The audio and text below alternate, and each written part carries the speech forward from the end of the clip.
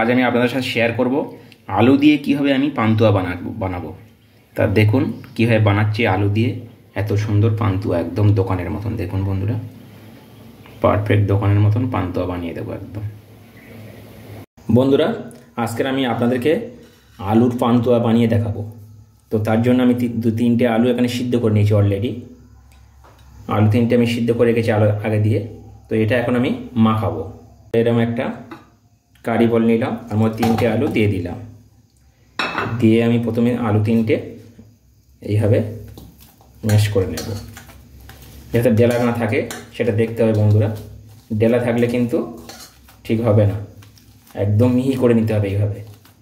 আপনারা চাইলে গ্রেটার দিয়ে ঘষে নিতে পারেন, গ্রেটারের সাহায্যে একদম ঘষে নিতে পারেন।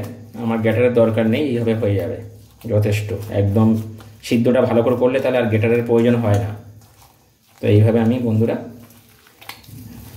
আলুটাকে, দেখুন বন্ধুরা আলুটা একদম ম্যাশ হয়ে গেছে। আর আমি দেবো এখানে অল্প করে একটু সুজি দেব, ওই 2 চামচের একটু বেশি সুজি দিয়ে দিলাম। আর দেবো বন্ধুরা 1 বাটি ময়দা দেব। ময়দাটা আমি অল্প অল্প করে দিতে থাকবো, যদি কম পড়ে আমি পরে আরও দেব।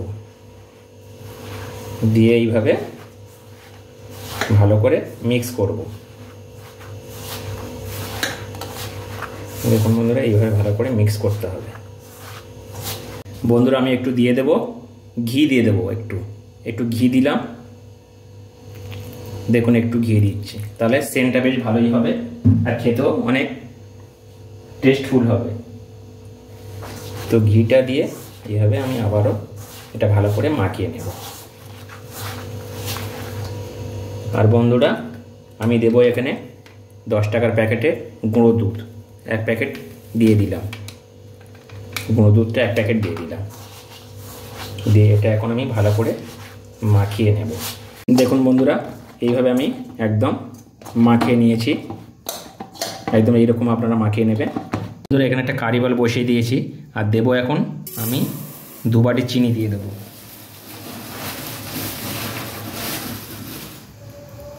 দিয়ে দিলাম বন্ধুরা। আর এর মধ্যে পরিমাণ মতন আমি জল দেব। বন্ধুরা পরিমাণ মতন আমি জল দিয়ে দেবো, কেন এতগুলো সবগুলো এর মধ্যে দিতে হবে। তো যেহেতু জল টানবে তো আমি দিয়ে দিলাম। যে শিরাটা এখন আমি বানিয়ে নেব।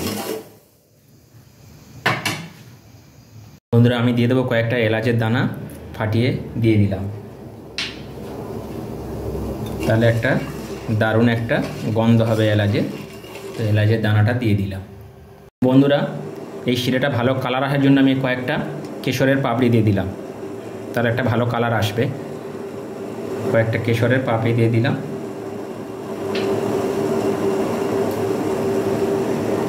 দেখুন একটা ভালো একটা কালার আসবে।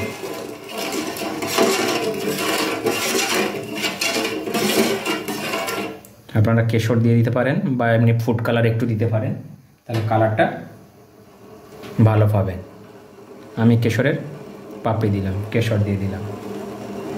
বন্ধুরা আমি এখন এটা লেচি কেটে নেব, ছোট ছোট পান্তুয়ার আকারে এরকম গোল গোল করে বানিয়ে নেব একদম। দেখুন এরকম একদম গোল গোল করে সব বানিয়ে নেব একদম সুন্দর করে।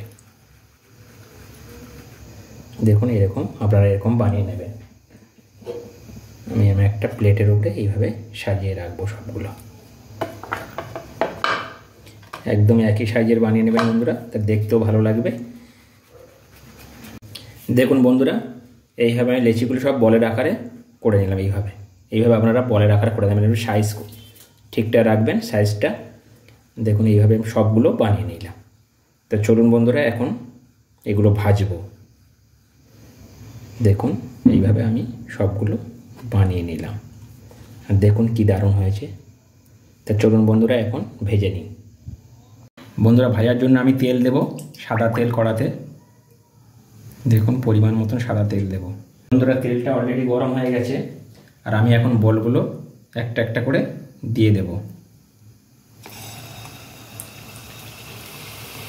দেখুন এইভাবে দিয়ে দেব।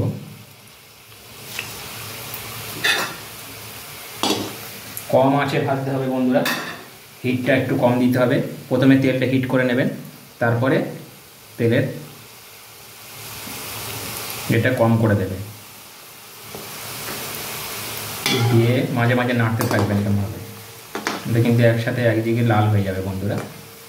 এইভাবে দেবেন আর নাড়বেন, দেবেন আর নাড়বেন, এইভাবে পান্তুয়াগুলো ভেজে নিতে হবে বন্ধুরা।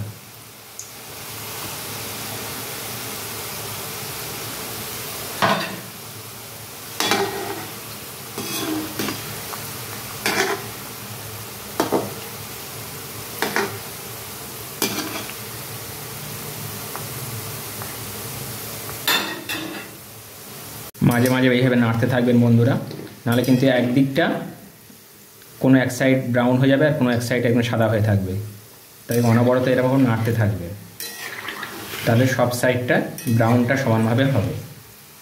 এইভাবে আপনারা নাড়তে থাকবেন বন্ধুরা। দেখুন বন্ধুরা ফুলে কত বড় বড় হচ্ছে, আর এই অনবরত এরকম নাড়তে হবে কিন্তু বন্ধুরা। আপনারা নাড়তে থাকবেন, না কিন্তু একদিকটা লাল হয়ে যাবে আর একদিকটা সাদা থাকবে, তাহলে দেখতে ভালো লাগবে না, বাজে লাগবে দেখতে।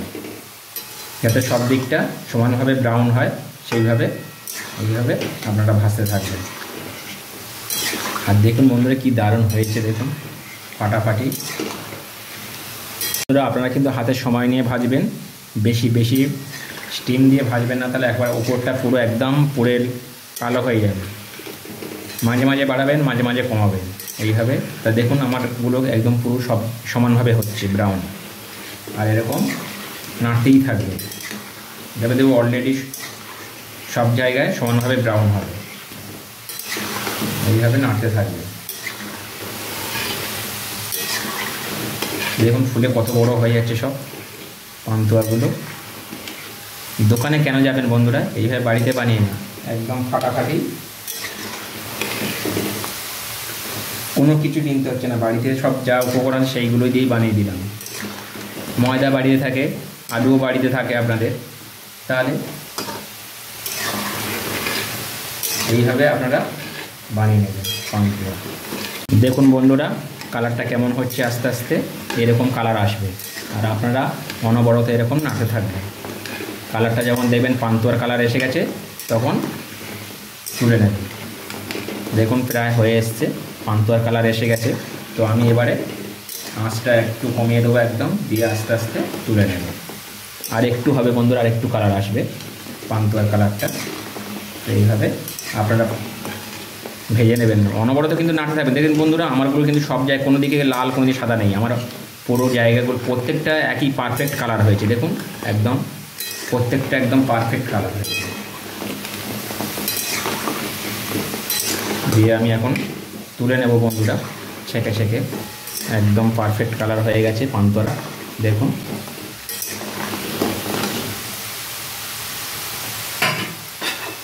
বন্ধুরা আমি এখন ছেঁকে ছেঁকে এইভাবে তুলে নেব।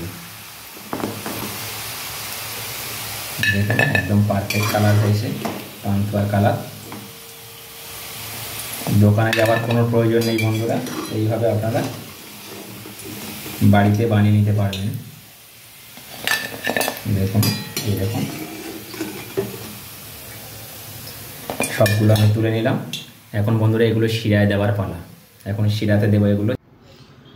বন্ধুরা এই শিরার মধ্যে এখন আমি আগে থেকে রেডি করে রাখা এই শিরার মধ্যে আমি এখন পান্তুয়াগুলো, ভেজে রাখা পান্তুয়াগুলো আমি এখন দিয়ে দেব। দিয়ে বেশ কিছুক্ষণ আমি এটা ফুটিয়ে নেব,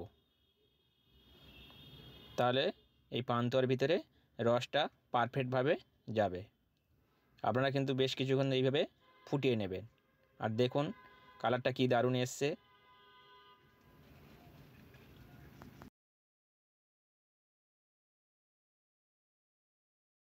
বন্ধুরা এখন খুলে দেখব কেমন হলো পান্তুয়াগুলো।